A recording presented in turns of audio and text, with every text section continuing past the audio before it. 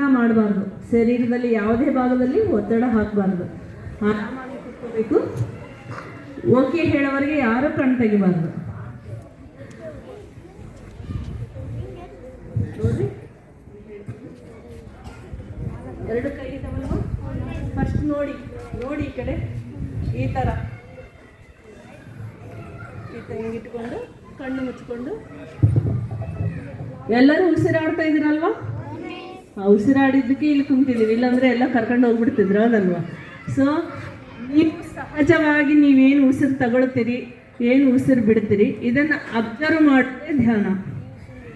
ಗೌತಮ ಬುದ್ಧ ಗೊತ್ತಲ್ಲ ಎಲ್ಲರಿಗೂ? ಹೇಳ್ಕೊಟ್ಟಂತಹ ಆನಾಪಾನಸತಿನೇ ಈಗ ನಾವು ಮಾಡ್ತಿರೋ ಈ ಧ್ಯಾನ. ಎಲ್ಲರೂ ಕಣ್ಣು ಮುಚ್ಕೊಂಡು ಕೂತ್ಕೊಳ್ರಿ, ಕೈ ಕಟ್ಕೊಂಡು.